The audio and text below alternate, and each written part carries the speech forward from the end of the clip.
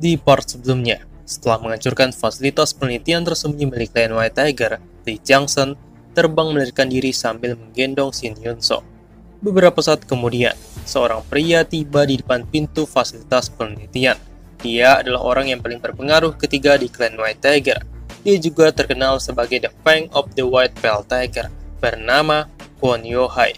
Dia mengurutkan keningnya setelah melihat fasilitas penelitian tersembunyi White Tiger yang dia putuskan untuk diperiksa sendiri hari ini benar-benar diledakkan, sehingga tidak ada jejak yang tersisa.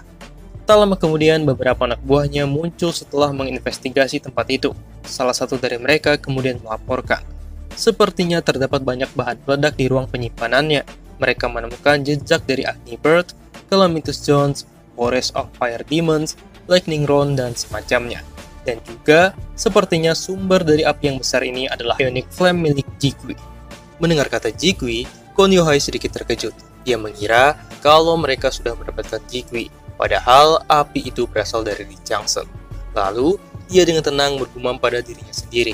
Ia mencoba memahami niat Direktur Osiwan. Sepertinya mereka berencana menunggu sampai aku masuk ke sana dan meledakkannya. Lantas, kenapa sudah meledak duluan?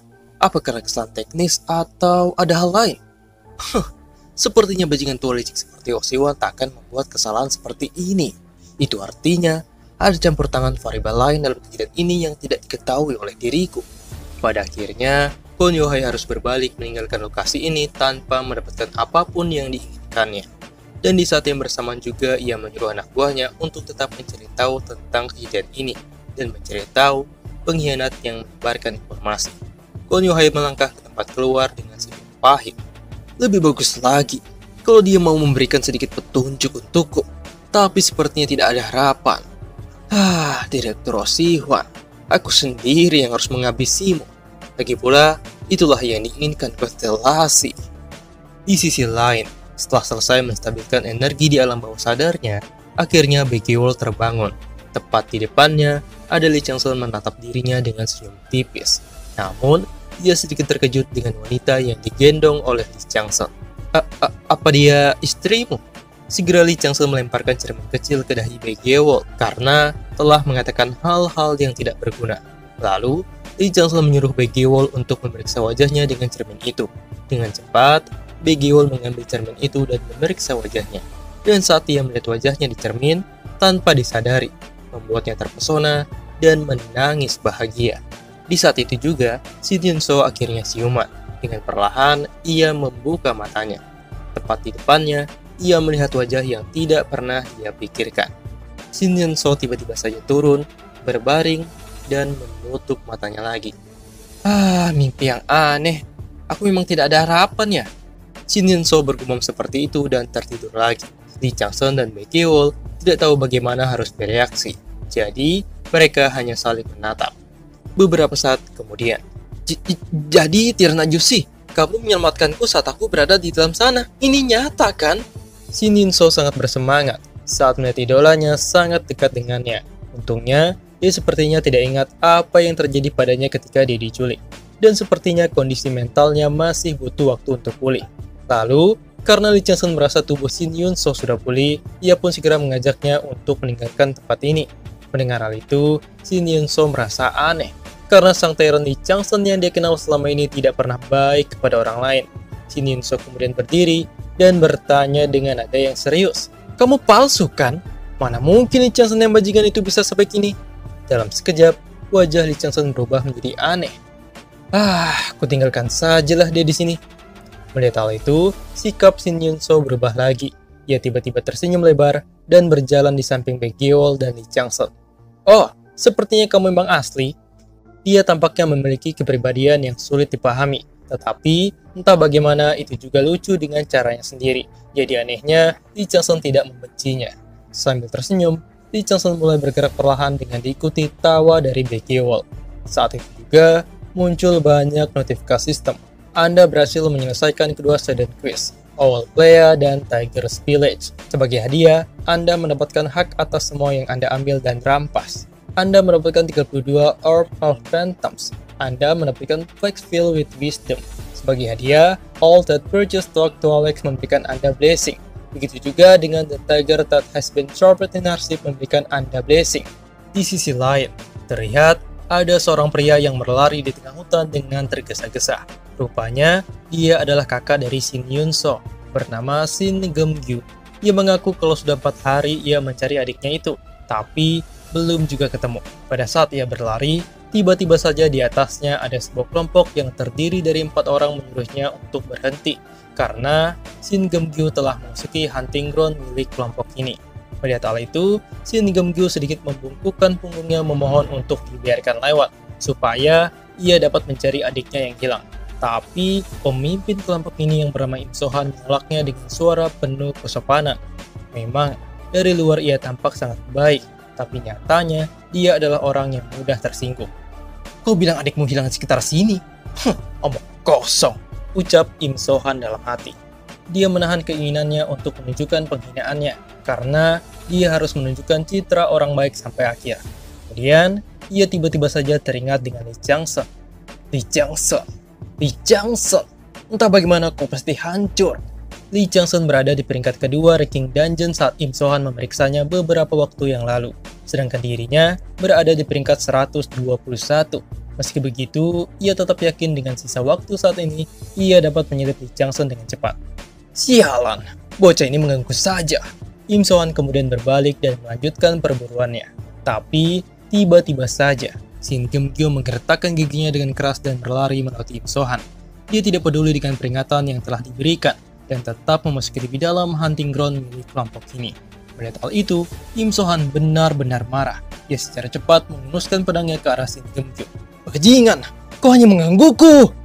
Sebelum pedang itu mengenai Shin Geum-gyu, tepat di atasnya ada Shin Yun-so yang melompat dan menukik ke bawah dengan keras. "Menjauh dari kakakku, dasar ikan asin basah!" Shin Yun-so jatuh tepat di antara Shin Geum-gyu dan Im So-han. Saat itu, Im So-han mundur selangkah tanpa menyadarinya. Tepat di belakang Shin Yun-so, Shin Geum-gyu sontak terkejut sekaligus lega saat melihat adiknya yang tiba-tiba muncul. Namun anehnya, dia merasa kalau adiknya ini telah menjadi orang yang sangat berbeda dari sebelumnya. Tak jauh dari situ, terlihat ada Lee Chang-seon dan Baek Geol yang sedang memperhatikan. Pada saat melihat kejadian itu, Baek Geol berinisiatif ingin menolong Shin Yun-so, tetapi Lee Chang-seon menyuruh untuk menunggu. Bukan tanpa alasan Lee Chang-seon menyuruh untuk menunggu, itu karena dia ingin terus memperhatikan Shin Yun-so, supaya dia bisa tahu apa sebenarnya Gildal itu, sekaligus melihat efek samping apa saja yang muncul. Sementara itu, wajah Im So-han mengeras saat mendengar suara teriakan hinaan yang dilontarkan kepadanya sebelumnya. "Beraninya kau menghina aku!" "Menghina? Kan kamu duluan yang mencoba membunuh kakakku. Menurutmu, apa yang barusan kau lakukan? Ancaman? Paksaan? Atau intimidasi? Hah?" Im So-han yang merasa pikirannya akan meledak jika terus berdebat dengan gadis kecil ini, ia pun bersama dengan kelompoknya bergerak cepat menyerang Shin Yun-so. "Tutup mulutmu, dasar jalang!" Melihat hal itu, Shin Yun-so dengan cepat membuka inventorinya dan mengeluarkan Tower Shield. Kedua anggota kelompok Im So-han yang akan menyerang Shin Yun-so terlebih dahulu sedikit malu ketika serangan pedang mereka bertabrakan dengan Tower Shield dan patah. Terlihat, Tower Shield berbentuk persegi dengan ukuran 2 meter yang jauh lebih besar dari tubuh Shin Yun-so. Itu sangat tebal, sehingga sepertinya tidak akan tergores oleh serangan apapun. Kemudian, Shin Yun-so mendorong Tower Shield itu. Karena ia menambahkan Tiger Step dalam dorongannya, itu meningkatkan kecepatan Tower Shield, seolah-olah seperti mobil lapis baja bergerak maju. Karena kedua anggota kelompok Im So-han tidak sempat menghindar, Tower Shield itu mengenai mereka dan membuat mereka terpental jauh. Namun, kelompok Im So-han belum menyerah. Salah satu anggotanya menyerang Shin Yun-so dari belakang. Tapi, dengan mudahnya Shin Yun-so memukulnya dengan menggunakan gagang kapak yang ia keluarkan dari inventorinya. Seperti Tower Shield, itu memiliki ukuran yang luar biasa, tombak besar dengan paku tajam di atasnya dan bilah kapak yang sangat tajam. Siapapun akan terbelah menjadi dua hanya dalam satu tebasan. Kemudian, Shin Yun-so maju ke depan menyerang Im So-han dengan menggunakan gagang kapaknya. Padahal, rank Im So-han lebih tinggi daripada Shin Yun-so. Tetapi, Im So-han dipukuli tanpa adanya perlawanan. Lee Chang-seon yang sedang memperhatikan terlihat tersenyum. Menurutnya, saat Shin Yun-so pertama kali bangun, dia sangat tenang dan waspada. Dan juga saat dia mengetahui bahwa dia baru saja mendapatkan kekuatan, Shin Yun-so tampaknya memiliki bakat dalam membuat keputusan dengan tenang, dan itu dipasangkan dengan kekuatan yang kuat dan indera yang tinggi dari transformasi Gildalnya. Bisa dibilang, potensinya sudah berkembang mengarah ke puncak kemampuan fisik. Kalau dia seberkembang ini meski tidak melewati setengah dari proses transformasi, bagaimana kalau dia menyelesaikan proses transformasinya?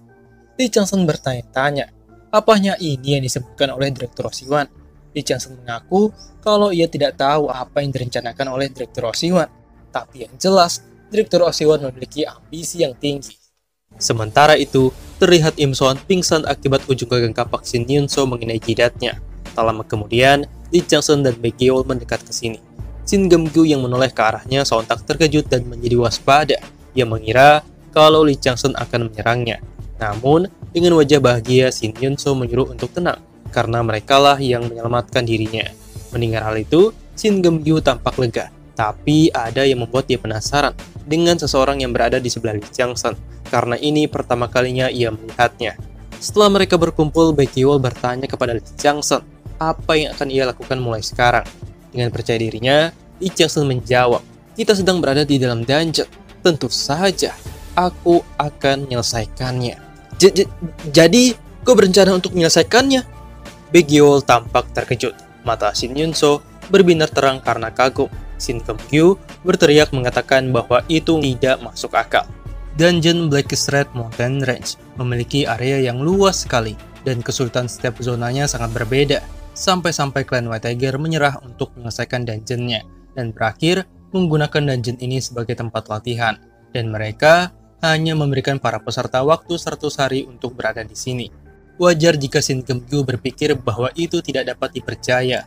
Bahkan, konstelasi The Tiger That Has Been Trapped in Our Ship juga tidak mempercayai kata-kata Lee Chang-sun. Lee Chang-sun terlihat tidak terlalu peduli apakah para konstelasi bereaksi atau tidak. Yang jelas, ia yakin bisa menyelesaikan dungeon ini. Lalu, Baek Gye-ol bertanya lagi kepada Lee Chang-sun. Untuk menyelesaikan dungeonnya, berapa lama waktu yang dibutuhkan untuk mempersiapkan semuanya? Sambil mengaktifkan Ionic Fire of the X-Trigram dan Jigui Illusion, Lee Chang-sun menjawab dengan tegas. Mempersiapkan? Aku cuma butuh 1 hari. Lee Chang-sun mulai melakukan perburuannya.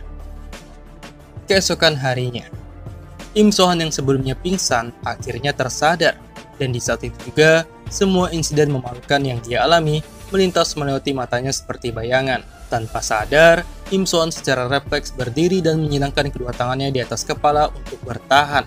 Setelah beberapa saat, tidak terjadi apapun padanya. Yang ada hanya angin sepoi-sepoi yang bertiup pelan. Beraninya kau! Berani sekali dia! Im So-han benar-benar emosi karena dia tidak pernah mengalami penghinaan seperti itu dalam hidupnya. Tipu daya macam apa yang dia gunakan? Apa itu sebuah trik? Tidak. Mungkin dia adalah makhluk demonik. Ya, itu benar. Memangnya bagaimana lagi dia bisa menang melawan orang yang levelnya lebih tinggi darinya? Im So-han sepertinya sudah agak gila. Dia tidak memahami fakta bahwa dirinya telah dikalahkan oleh Shin Yun-so. Apalagi, dia sempat berpikir dalam kondisinya yang sekarang, dia bisa menang melawan Lee Chang-sun dalam pertarungan 1 lawan 1. Tunggu saja, aku akan membongkar jati dirimu sebagai makhluk demonik. Tiba-tiba saja, dari dalam hutan, Im So-han mendengar suara anggota kelompoknya yang sedang mencari dirinya. Mendengar hal itu, Im So-han mengarahkan pandangannya ke arah anggota kelompoknya yang pingsan. Apa yang harus kau lakukan pada mereka? Sangat-sangat memalukan jika anggota kelompoknya yang sedang mencari dirinya mengetahui tentang situasi di sini. Apa aku bunuh saja ya semua orang yang ada di sini agar tidak tersebar rumor bahwa aku dikalahkan? Atau aku bilang saja bahwa kami disergap, lalu aku memimpin mereka yang sedang mencariku untuk mengejar jalang itu? Pikiran Im So-han berputar sangat cepat, dan kemudian ia berandai-andai. Seorang peserta pelatihan membunuh makhluk demonik yang telah menyusup ke pusat pelatihan. Im So-han mengkonfirmasi bahwa Shin Yun-so dan Lee Chang-sun sebagai makhluk demoniknya, dan dirinya adalah seseorang yang mengalahkan mereka dan mendapatkan pujian dan sorotan. Ya, begitulah kira-kira masa depan cerah yang ia harapkan. Namun, masa depan yang cerah itu segera menghilang karena muncul notifikasi sistem yang mengatakan dungeon telah diselesaikan. Terlihat, ranking dungeon Lee Chang-sun berada di posisi pertama melampaui pemimpin klan White Tiger dengan perbedaan poin yang cukup besar. Hadiah akan diberikan berdasarkan rank. Sebuah pesan yang tidak pernah diduga muncul di dungeon Blackest Red Mountain Range. Im So-han, anggota timnya, Mereka yang masih berada di dalam zona aman dan instruktur yang berada di luar dan di dalam dungeon terkejut. Mereka semua tidak percaya bahwa dungeon telah diselesaikan. Meski begitu, mereka harus menerima kenyataan. Penutupan dungeon akan dimulai. Di luar dungeon, berita tentang Lee Chang-seon yang telah menyelesaikan dungeon Kisret Mountain Range dengan cepat menyebar. Sesuatu yang mirip halaman online dibanjiri dengan artikel dan komentar tentang Lee Chang-seon. Di saat yang sama di kantor pusat klan White Tiger, setelah Lee Chang-seon menjelaskan apa yang terjadi di dalam dungeon, salah satu instruktur itu menggebrak meja karena mendengarkan penjelasan yang menurutnya tidak masuk akal. Apa kau pikir kami sedang bercanda? Kalau kau menantang kami? Sebelum instruktur itu selesai bicara, sebuah pukulan keras yang bercampur dengan Tiger Saura mendarat tepat di pipi instruktur itu.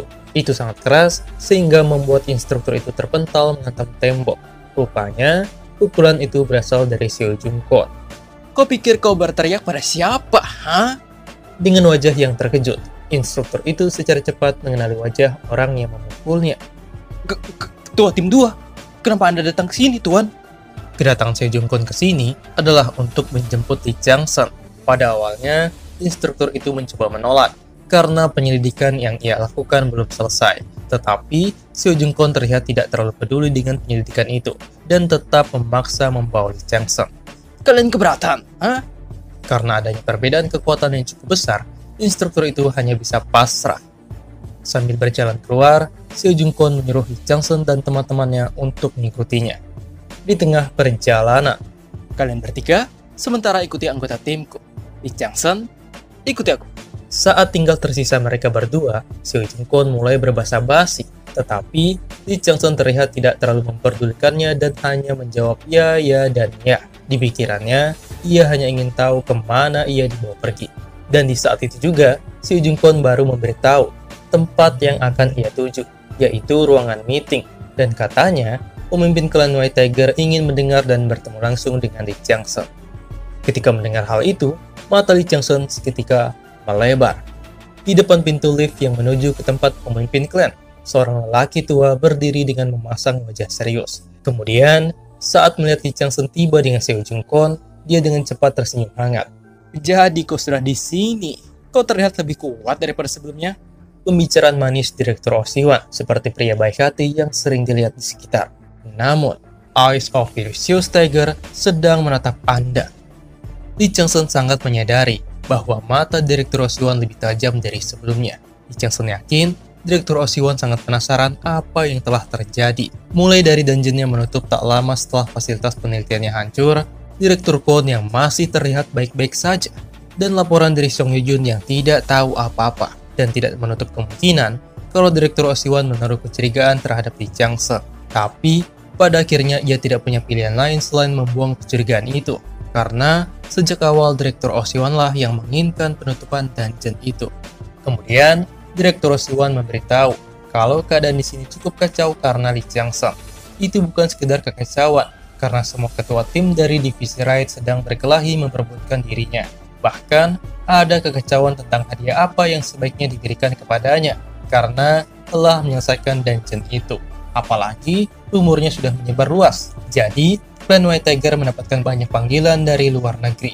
Direktur Oh Si-hwan tersenyum bangga. Lalu, Direktur Oh Si-hwan bertanya tentang niat Lee Chang-seon yang ingin memasuki Departemen Perencanaan Masa Depan. Apakah ia ingin mengubah niatnya atau tidak? Lee Chang-seon dengan tenang menjawab, jika dirinya tidak bisa masuk ke divisi itu, maka ia akan memberikan surat pengunduran diri.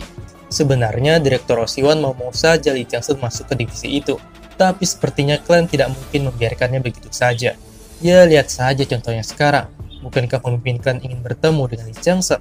Padahal, pemimpin klan itu hanya memiliki sedikit ketertarikan pada hal duniawi dan klannya. Dan tanpa berlama-lama lagi, Direktur Oh Si-hwan mengajak Lee Chang-seon masuk ke dalam lift menuju ruangan meeting. Beberapa saat kemudian, akhirnya mereka sampai.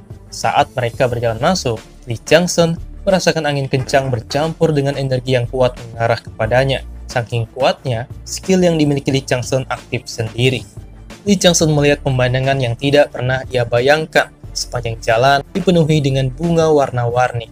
Bahkan, sinar mataharinya sangat hangat. Jadi, pemandangannya terasa damai.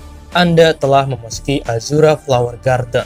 Sambil berjalan, Direktur Osiwan memberitahu ruangan meeting yang pemimpin klan masuki terhubung dengan dungeon lain. Dia memanggil magician untuk memindahkan gate-nya ke sini. Pemilik tempat ini rupanya terletak tidak jauh dari pintu masuk taman. Dia adalah seorang lelaki tua yang sedang duduk di atas atap.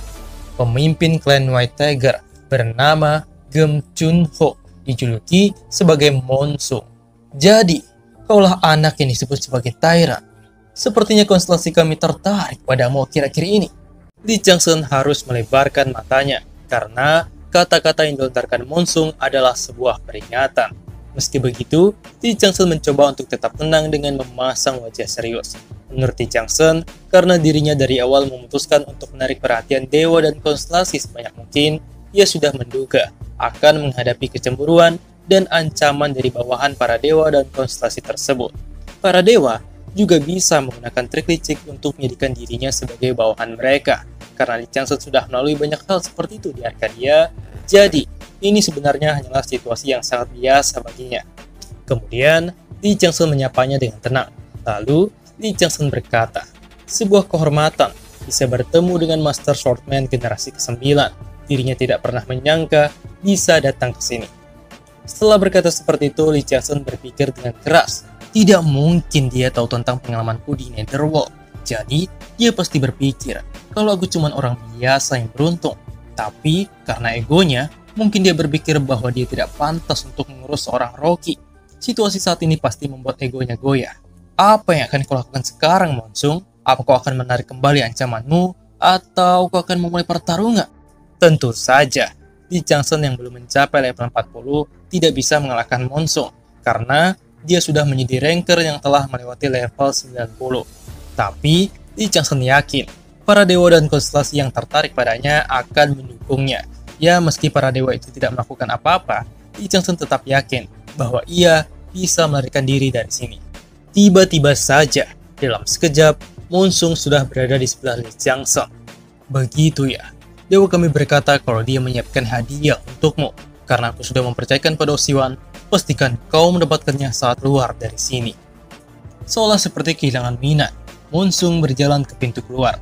Li Changsen tertegun sejenak saat melihat reaksi Monsung yang sama sekali tidak terduga. Menurut Li Changsen, Monsung sama sekali tidak berpikir bahwa dia diabaikan oleh Void Monarchs. Ia yakin bahwa hubungan mereka sudah cukup kuat, sampai-sampai dia berpikir bahwa hal seperti itu tidak akan menggoyahkannya. Mungkin hubungan kuat mereka berhubungan dengan The Seven Cryptical Book of Pesan. Entah itu Ghost Warrior maupun Gildal, Monsung mencoba menciptakan sesuatu untuk meningkatkan pengaruhnya. Jadi, kemungkinan yang diberikan oleh Void Monarchs padanya adalah Sanctuary Antidote. Itu berarti, Li Changsen segera mengaktifkan skillnya, yaitu Viper Eye. Dan di saat itu juga, karena konstelasi Snake Tooth Warps Around the World, mengerti apa yang dimaksud oleh Li Changsen, ia memberikan Li Changsen kekuatannya. Dengan begitu, Li Changsen dapat menggali lebih dalam informasi Monsung. Terlihat di sekeliling tubuh Monsung terdapat sebuah bayangan yang sangat hitam. Bayangan-bayangan itu menunjukkan mata dan gigi yang sangat ganas. Rupanya, itu adalah Calamity Royal Tiger miliknya. Saat melihat itu, Li Changsen langsung tahu kalau Monsung jauh lebih tinggi daripada Gildal. Dan di saat itu juga, langkah kaki Monsung yang sedang melintasi taman bunga terhenti. Ia lalu menatap Li Changsen dengan tatapan yang sangat tajam. Kusarankan, kau tidak melakukannya lagi. Seolah tidak terjadi apa-apa, Monsung mulai berjalan ke jalan yang semula ia tuju. Melihat Monsung tidak melakukan apapun padanya, Li Changsen hanya menundukkan kepalanya dan meminta maaf. Setelah memastikan bahwa Monsung benar-benar pergi, Li Changsen mulai berpikir dengan keras. Monsung jauh lebih kuat daripada Gildal. Dia setidaknya 2 level di atasnya. Padahal, dia hanya menciptakan Ghost Warrior untuk menjadikannya sebagai bawahannya. Itu berarti, dia berniat untuk memonopoli kekuatan itu. Void Monarchs sepertinya hanya ingin melihat reaksi Li Changsen saat bertemu dengannya. Monsung pada dasarnya cuma mengikuti perintahnya. Sepertinya Void Monarchs melihat sesuatu pada dirinya Monsung. Dan sesuatu itu mencoba mengincar hal yang lebih tinggi. Kemudian, Li Changsen masuk ke sebuah portal untuk keluar dari tempat ini. Beberapa saat kemudian, terlihat Direktur Osiwan berjalan keluar diikuti dengan Li Changsen dan Seo Jungkon. Saat itu, Direktur Osiwan memberitahu kalau ketua klan adalah orang yang sulit ditangani. Bahkan, setelah sekian lama melayaninya, Direktur Oziwan masih sulit untuk mengetahui apa yang sebenarnya dia pikirkan. Terlihat, Lee Chang-sen tampak serius mendengarkan perkataan Direktur Oziwan dan menyetujui perkataannya. Tapi, sebenarnya Lee Chang-sen sedang memikirkan hal lain. Menurutnya, fasilitas penelitian di dalam dungeon Blackest Red Mountain Range dan Gildal itu hanyalah secuil dari rencana Monsung, dan Monsung mungkin juga sudah menyadari taktik Direktur Oziwan. Lalu, Lee Chang-sen bertanya kepada Direktur Oziwan, hadiah apa yang akan diberikan padanya? Direktur Oziwan berkata sambil mengulurkan dua jarinya. Monsung memberikan dirinya dua pilihan, satu ke ruangan item dan satu lagi ke perpustakaan. Keduanya terbuka sampai rank kedua. Mendengar hal itu, Se Jung Kon tampak terkejut sekaligus iri, karena tempat itu hanya dapat diakses dengan izin dari tingkat eksekutif atau di atasnya. Namun, Direktur Oziwan melihat ekspresi Lee Chang-sen tampak biasa saja. Meski begitu, Lee Chang-sen mengaku lumayan terkejut. Kemudian, Lee Chang-sen memilih ke perpustakaan, karena ia ingin mendapatkan lebih banyak skill. Direktur Oziwan mengangguk puas. Ia sudah menduga kalau Lee Chang-sen akan memilih itu. Kemudian, Direktur Oziwan tiba-tiba saja teringat sesuatu. Ia baru ingat kalau Lee Chang-sen belum memilih dewa atau konstelasi sebagai sponsor. Mendengar hal itu, Se Jung Kon sangat-sangat terkejut.